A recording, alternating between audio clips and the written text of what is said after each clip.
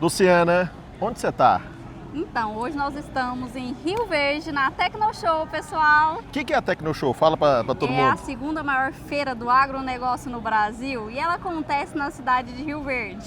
E nós vamos fazer o que aqui? Fala para todo mundo. Nós viemos em mais um episódio desmistificar a indústria de alimentos, entrevistar uma das maiores influenciadoras do agro, a Camila Teles. E nós vamos gravar no estúdio aqui do próprio de Rio Verde, dentro da Tecnoshow. Vamos lá?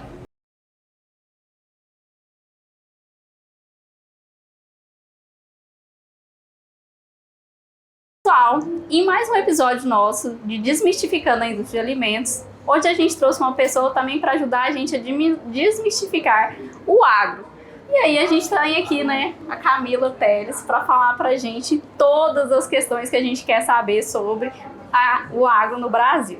E eu vou começar, Camila, te fazendo uma pergunta. O agronegócio versus a agricultura familiar. Como que você entende essa queda de braço? Para começar, muito obrigada pelo convite. Feliz que deu certo eu estar aqui com vocês. Nós estamos felizes também com isso. Tem quase agradecido 2 também. meses que a gente está querendo te trazer aqui. Então deu certo, que bom. Eu acho que a nossa luta, o nosso propósito é muito alinhado aí. Acho que a gente tem que unir forças cada vez mais mesmo. Sobre a questão do agronegócio, da agricultura familiar, para começar, eu não gostaria que tivesse essa queda de braço, porque não precisa ter, né? Todo mundo faz parte de um mesmo Primeiro, grupo, o né? agronegócio é uma cadeia produtiva, né? Então a gente tem antes da porteira, ou dentro da porteira, ou depois da porteira. E o que as pessoas precisam entender é que mesmo o pequeno produtor também está lá por um negócio, certo? E temos pequenos produtores de agricultura familiar que exportam, inclusive. Então as pessoas que pegaram o agronegócio, né, as pessoas desinformadas, pegaram o agronegócio como vilão, como sendo só os grandes produtores, os exportadores, sendo que, na verdade, os pequenos produtores, os médios, a agricultura familiar e qualquer outro tipo de agricultura, agrofloresta, enfim, tudo fazem parte do agronegócio, que é essa cadeia importante que segura o Brasil aí, né? Eu acredito que nessa questão de agricultura familiar também tem grandes negócios, como você falou, tem agricultura familiar que exporta, que fomenta o comércio local. E eles também querem participar dessa fatia desse negócio. Então, é importante eles estarem inseridos em todas as discussões. Não é porque nós estamos aqui na feira da Tecnoshow que tem grandes negócios sendo feitos aqui que a agricultura familiar é esquecida. Não é verdade? Exatamente. Então, eu penso assim que, nesse sentido, não tem queda de braço. Tem união de forças. E a gente precisa parar de separar os grupos, né? Todo mundo faz parte de um grupo só. No Brasil, a gente está começando. Separa isso, separa aquilo. Eu considero o agro bem desunido ainda. Eu acho que o agro precisava se unir muito mais, independente de tamanho, de cultura, de raça, enfim. Acho que a gente tem que se unir cada vez mais para fazer essa diferença de fato, né? E você fala nessa desunião do agro, você fala no sentido, no sentido regional, sentido cultural, como é que você pensa nessas questões que poderia facilitar essa união? Eu acho que é uma questão de diálogo mesmo, né? Eu acho que todo mundo tem um propósito muito parecido, a gente está nessa luta aí para mostrar o agro de uma forma diferente e, na verdade, o que a gente precisa fazer é mostrar o nosso dia a dia, né? Mostrar os perrengues também, porque muitas vezes a gente mostra só a parte boa, mostrar que nós somos uma indústria a céu aberto, que existem vários desafios para todos os tamanhos de produtores, e que todos eles estão nessa luta diária. Então eu acho que é uma questão de diálogo mesmo, da gente sentar, conversar e fazer uma estratégia conjunta para melhorar a imagem do agro brasileiro como um todo. Dentro dessa questão assim, de agricultura familiar e agronegócio, a gente pensa na agricultura familiar, uma agricultura um pouco mais voltada para menos uso de defensiva agrícola ou de correção de solo, que às vezes tem um pouco menos de recurso para investir ali. Nessa questão desse tipo de produção, e o pessoal fala, pegando o gancho também da produção orgânica, você acha que só a produção orgânica, mais a agricultura familiar, a gente dá conta de alimentar grande parte da população, como é o agronegócio hoje? A gente trouxe vários pontos numa mesma pergunta. Isso, Eu acho o seguinte, a agricultura familiar ela precisa ter uma atenção muito especial quando o assunto é ter possibilidades de investimento maior, né? Então, tanto apoio governo, apoio banco, os agricultores familiares, muitos deles querem inovar cada vez mais e às vezes não têm recurso. Então eles precisam ter uma atenção maior. Isso eu concordo plenamente, porque o que acontece? O grande produtor, ele já está automaticamente aqui na Tecnoshow comigo, por exemplo, fechando negócios com muita tecnologia, com muita inovação, porque eles já têm recursos pré-destinados para isso. Muitas vezes o agricultor familiar acaba não tendo. E essa questão do uso dos orgânicos, a gente tem o orgânico também faz parte do agronegócio, né? É um nicho. Então, assim como os convencionais são um nicho, os orgânicos são um nicho também. O que acontece? Os orgânicos é um pouco mais difícil de produzir em grande escala. Então nós temos os convencionais que, né, se adaptam melhor e que a gente consegue usar produtos para que eles produzam de forma eficiente. Só que a gente ainda tem um desafio grande aí, que é alimentar uma população que não para de crescer. E também lembrando que os orgânicos podem ser 3 vezes mais caros que o convencional, então nem todo mundo consegue comer os orgânicos. É um nicho importante, é um nicho onde dá uma renda muito bacana para o produtor. Eu sou muito fã dos orgânicos, mas a gente também tem que pensar que mais pessoas querem comer, querem consumir, e nós estamos num mundo que passa fome, né? Exato. Acho que quase 1 a cada 10 pessoas passam fome, né, no mundo, então é muita gente. E aí você acha que pra gente aumentar essa produção de alimentos, a gente precisa desmatar alguma coisa? Nada. A gente não precisa derrubar nenhuma árvore, na verdade. E assim, tem um marketing muito negativo em cima do nosso agronegócio, porque eles acham que a gente está destruindo as nossas florestas. O agro ocupa uma porcentagem muito pequena do Brasil. As pessoas esquecem de ver e perceber e analisar o tamanho do nosso país e que nós, produtores rurais, somos os que mais coexistem com o meio ambiente. Então as pessoas focam tanto na floresta, elas esquecem das pessoas. Então a gente vai lá para a Amazônia. A Amazônia, todo mundo quer proteger a floresta, o mundo inteiro está de olho nele, mas e as pessoas que estão trabalhando lá dentro? Que tem que trabalhar, que tem que produzir, que tem que ter uma renda, que tem que viver, né? Então a gente tem que mostrar mais. O nosso código florestal, por exemplo, a gente preserva, aí, dependendo do bioma, até 80% para produzir em 20%, como é o caso da Amazônia. E outra, a gente está nesse jogo aí, coexistindo com o meio ambiente, investindo em inovação e tecnologia, justamente para não derrubar nenhuma árvore. Tem áreas que podem ser derrubadas legalmente, que muitos produtores optam por não derrubar. E estaria dentro da lei, porque nós somos o único país que tem código florestal.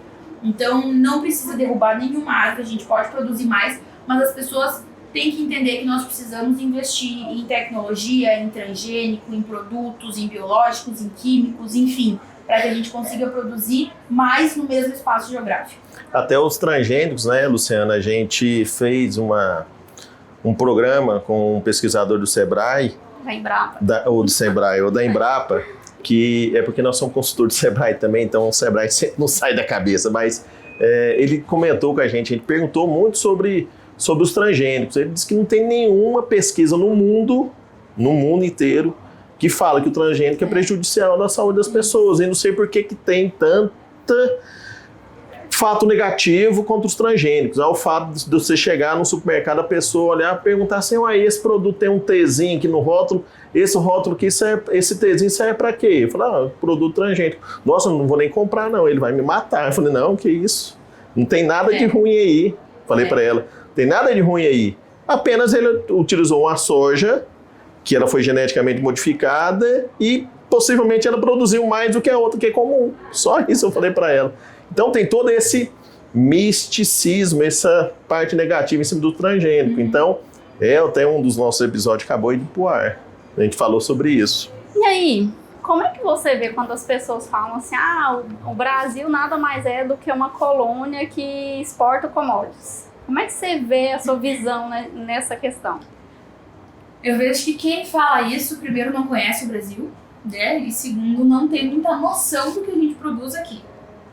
O Brasil, ele desde sempre teve essa vocação para a produção de alimentos. Nós temos vários países num único país. Eu falo, cada bioma, cada região do Brasil poderia facilmente ser um país. Inclusive, caberiam várias uniões europeias dentro do nosso país.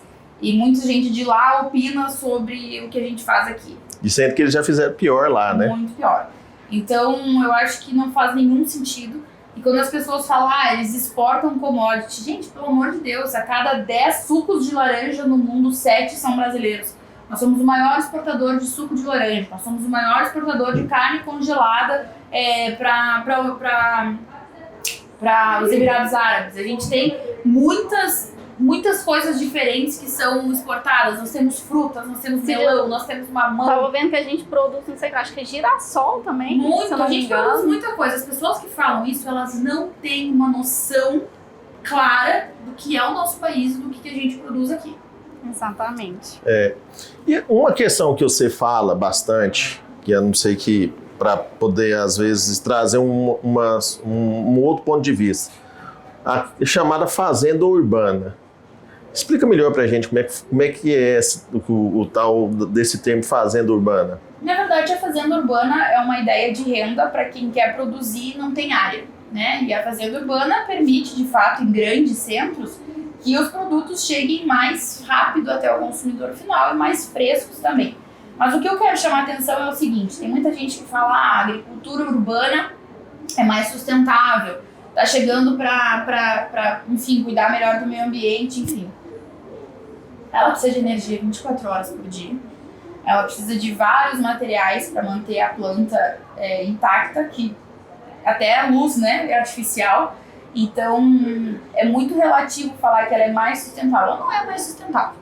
Ela é uma opção a mais para quem quer produzir alimentos e não possui área ou área próxima às grandes cidades. Às vezes pode ser uma opção por estar mais próximo do centro urbano. Isso. Então você tem um produto ali que está mais próximo, diminui um pouco da parte de logística, uma coisa nesse sentido. Isso. Mas fora isso, tem outras questões que são tão problemáticas como no campo. Não vou falar nem problemáticas, mas tão trabalhosas como fosse no campo. Sim.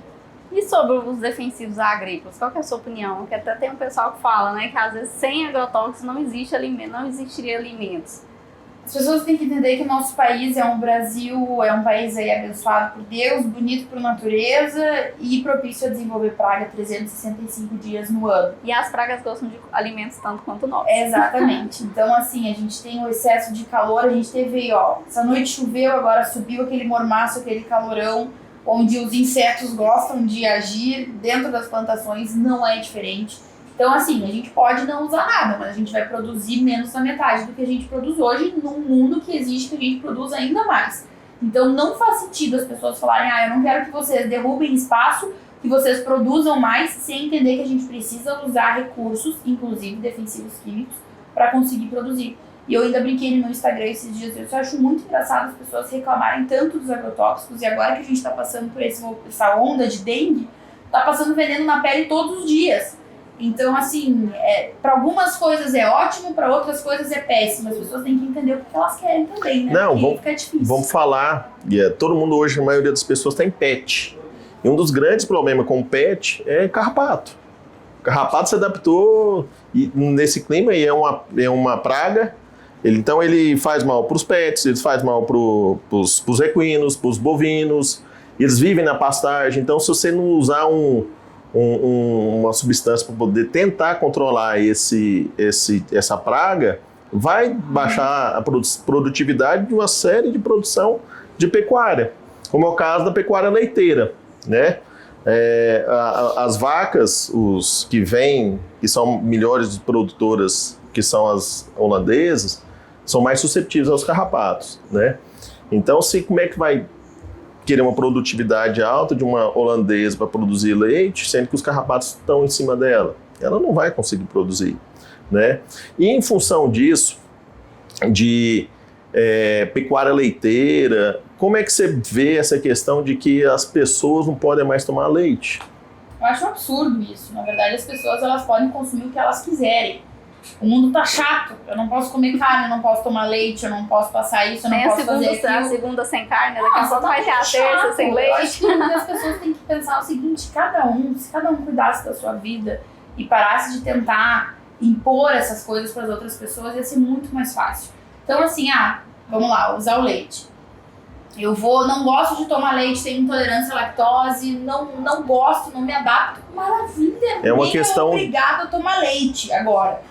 Eu não vou tomar leite porque eu acredito que as vacas são maltratadas, que o leite é pus, que não sei o que lá. Aí não. Aí a gente tem que conversar e parar e pensar de novo. E outra, é muito fácil.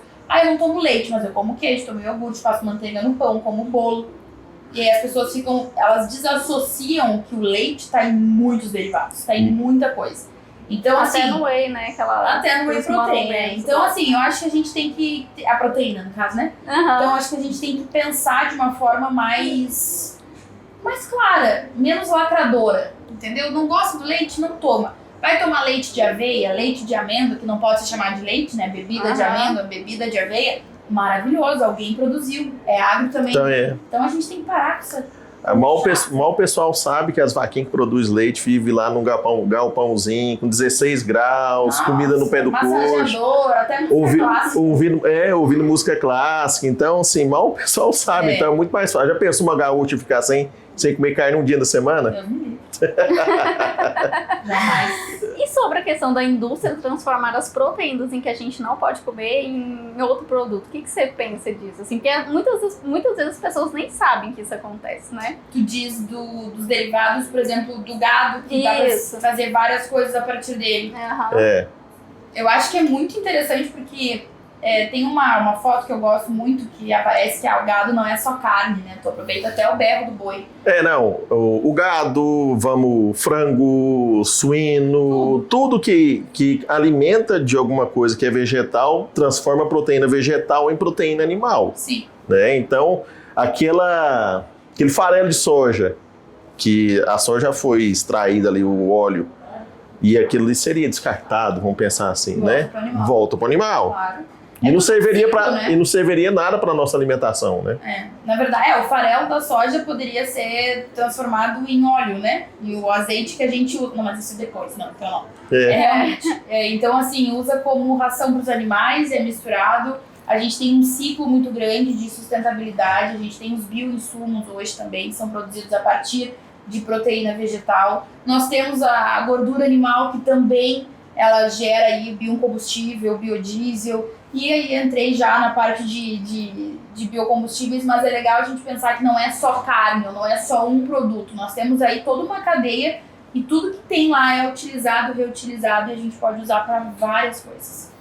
Eu falo assim porque a gente teve contato com pessoas agora que faz o uso da cama de frango para fazer adubo. Sim. Adubo misto, né? Químico orgânico. Isso. Então, assim, é um subproduto que antigamente o pessoal queria usar na alimentação bovina e foi proibido. E o pessoal acha que não existe uma fiscalização, o uso correto das matérias-primas, né? Então, assim, a cama de frango ela é nociva para a alimentação, mas ela é benéfica para o solo. Então, faz isso uma produção de um adubo químico orgânico que melhora diminui a quantidade de adubo químico e aumenta a parte natural do solo, beneficiando as plantas, né? Sim. Então, existe vários usos de outros subprodutos que o agro pode fazer. Uhum. E uma questão. A questão, né, que todo mundo fala que a gente deve diminuir a quantidade de carne que a gente come pela questão dos gases que as vacas, que os bois soltam. Você acha que se a gente diminuir o nosso consumo, a gente vai salvar o planeta por causa disso? Claro que não. Na verdade, não adianta fazer segunda-feira sem carne, não separar teu lixo, ficar sempre no ar-condicionado, andar com mais de 2 carros, não arrumar a própria cama, que também isso impacta muito no mundo, tratar as pessoas de uma maneira egoísta, mal educada, tóxica. Então, assim, tem muita gente que se abraça em não comer carne na segunda-feira para dormir tranquilo, achando que tá fazendo alguma coisa boa pro mundo. Educar os filhos dentro de casa já é uma boa coisa pro mundo, cuidar os materiais escolares já é uma boa coisa pro mundo, separar o lixo já é uma boa coisa pro mundo, conscientizar o uso de produtos renováveis, de energia renovável, também vai salvar o mundo. Então pode comer churrasco normal. Cuidar do lixo hoje é uma questão tão atual, porque a gente tá numa onda de dengue tão grande que Não, e outra, vou te falar uma coisa, a gente tá tão preocupado em não comer carne e esquece que muita tem uma população gigantesca que além de passar fome não tem nem saneamento básico. Então, acho assim, que 50%, foquem no problema, não na lacração, 50% né? das pessoas no Brasil acho que não tem saneamento básico. É um absurdo. É muito. Esses dias eu vi uma pessoa postando aqui em Goiânia, essa semana, que a pessoa tirou uma calota de carro de dentro do bueiro. Não, nós estávamos passando na A gente rua. tava passando, não lembro se eu tinha visto uma pessoa. Nós estávamos passando na rua e nós estávamos fazendo dobrando a esquina. Eu falei, Luciano, olha lá, aquele rapaz está fazendo uma limpeza do bueiro, está tirando a calota de pneu, de roda de carro de dentro de uma boca de lobo. Sobre aquelas manifestações da Europa, o que você acha que aconteceu? O pessoal ficou meio preocupado com o Brasil?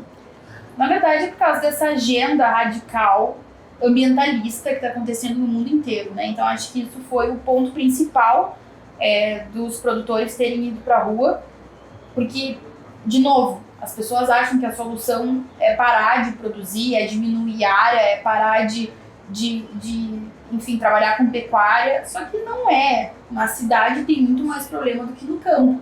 E aí os produtores são taxados, têm alto custo de produção, não conseguem vender e nem cobrir o custo de produção. E aí eles foram pra rua, mostraram a sua força. Queria muito que o Brasil um dia mostrasse essa força também, não nesse sentido, mas mostrando o quanto nós temos o potencial, somos fortes, e eles são muito mais unidos que nós. E também a questão da União Europeia e Mercosul, né, que eles ficam preocupados porque o nosso produto brasileiro ele é competitivo lá fora. Ele tem um preço competitivo no exterior, ele tem qualidade. E isso é óbvio, nós incomodamos eles lá bastante. É por isso que eles falam. Macron de braços abertos. É por isso que eu acho que eles falam tão mal da gente. Eles têm medo, eu acho, da gente. Com certeza, eu acho que tem muito interesse comercial em salvar a Amazônia e fazer toda essa pauta ambientalista em cima do Brasil. Posso te perguntar um pouquinho sobre a hortaria? Pode. Como é que é a questão da hortaria? Como é que você começou? É tudo muito saudável? Como que foi essa ideia aí? A hortaria surgiu quando eu voltei a morar na fazenda, depois que eu me formei. Eu já falava sobre comunicação no agro, já dava algumas palestras também. E eu construí ela com a minha mãe com o intuito de aproximar o campo da cidade, né? Como eu já falei. E aquela vontade grande, assim, de mostrar o produto final chegando até o consumidor. E aí nós produzimos lá vários tipos de alface, a gente tem 14 estufas, nós temos uma agroindústria dentro da fazenda, então a gente faz todo o processo, desde o plantio até a lavagem para entregar os produtos higienizados para o consumidor final, vendemos in natura também, mas foi uma empresa que a gente teve uma ideia, deu uns passinhos de formiga e hoje ela está cada vez maior, um orgulho muito grande. E é uma coisa também que demanda tempo, demanda dinheiro. Dependendo do que acontecer, você sabe, né, que Total. vai... Porque as pessoas também esquecem desse lado do agro, né? A pessoa ter essa vontade e, assim, de poder dar errado, porque depende da água, de um monte de coisa, né? Eu ia até falar sobre isso, né? É um risco, né? Correr o risco. Produzir hoje no Brasil, no meio rural, tem muitos riscos, né? É uma atividade de risco, com certeza. De alto risco, por exemplo, você vai produzir lavoura. Você depende totalmente do clima se você não tiver irrigação. Totalmente do clima. Pecuária, vários fatores externos, doenças que pode chegar, a questão de bloqueio comercial. Então, sim, o produtor rural ele é um produtor resiliente, não é? Muito, demais, e precisa ser, né? Eu acho que, na verdade, não tem profissional mais resiliente que o produtor rural, porque, por exemplo, lá no Rio Grande do Sul, na minha região, a gente tem algumas regiões que tiveram 3 anos de seca consecutivo, e aí quando deu uma acalmada veio uma enchente. Então, assim, o clima lá deu... sempre tá pensando, ano que vem vai ser melhor, ano que vem vai ser melhor. E quando o ano que vem chega, ele leva mais uma porrada. Então, assim... O clima lá empreendedor tem que correr muito na veia. O clima lá teve muito instável esses últimos anos, né? Aqui para nós, no Centro-Oeste, o clima é mais ou menos definido. Nós temos um período de seca e tem um período de bastante chuva, né? Então, mas aqui ainda tem uma certa instabilidade, porque as chuvas nem sempre são contínuas a ponto de plantar ou a ponto de não chover para colher. Então, o produtor é muito resiliente, muito resiliente. Qual que hoje mais tipo assim, do que você plantou? A hortaria ou tudo que você faz hoje que te acende mais o coração aí? Ah, não, gente, isso aí não é uma comparação, não. São duas coisas Não, andam junto. A Camila Hortaria e a Camila Defensora do Agro só existem porque as duas estão junto nessa, a produtora rural com a comunicadora. Então, eu acho que Uma não sai da... Não, jamais. Eu acho que foram sementes que eu plantei com base naquilo que eu acredito, né, no meu propósito, e eu tô colhendo os frutos e espero colher ainda muito mais. De onde surgiu a Camila Agro? Você é do interior? Desde que eu nasci, né? Você é do interior Eu sou a do... terceira geração da propriedade rural da nossa família. Eu sou do interior do Rio Grande do Sul, nasci na fazenda, cresci na fazenda e eu sou agro desde que eu me conheço por gente. Então, tô sempre lá. Eu costumo falar que nós aqui de Goiás, a gente tem o agro do pé rachado. Porque assim, todo mundo quer sair da capital, vai para uma fazenda, vai para uma chácara, quer comer aquela comidinha. Para nós aqui, a nossa comidinha é aquele franguinho caipira, um quiabim. Então, assim, a gente fala que nós temos isso muito na nossa raiz, né? Tanto que as músicas que eu mais gosto são sertanejo raiz. Então, a gente tem isso muito arraigado, né, dentro da gente. E queria saber se lá também tem essa... Ah, o povo gaúcho, né?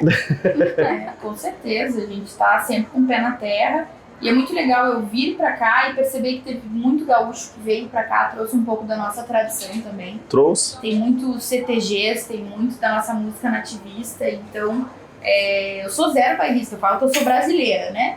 Mas o Rio Grande do Sul, ele me ensinou muito a ter essa questão de orgulho da tradição, né? De respeitar nossos valores, nossos princípios, e o povo gaúcho tem muito isso. E o povo gaúcho tem uma outra qualidade que é desbravar.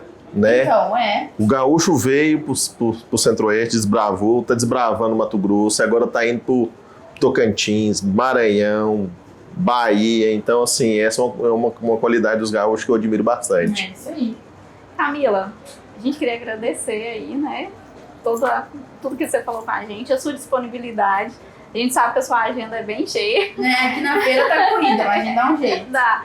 E uma coisa que até a gente admirou muito, que você fez uma postagem falando que você sempre iria apoiar os pequenos. Sim. E aí foi nessa hora que eu falei assim, não, eu vou ter coragem e vou lá convidar ela para estar aqui com a gente. Então, muito obrigada. Com certeza. Continue o trabalho de vocês, isso é muito importante. Quanto mais a gente der voz ao agro, quanto mais nós chegarmos em diferentes públicos, melhor. Então, a comunicação no agro jamais vai ser uma concorrência, né? Tem que ser sempre uma equipe, um apoio. A gente fala, né, que nós começamos esse projeto, aí a Luciana fala, o povo deve achar que eu e o Daniel nós somos doidos, porque a gente já tem um tempo que nós temos nossa empresa de consultoria, e aí a gente estava pensando, não, vamos entrar no YouTube, vamos falar, vamos conversar sobre isso.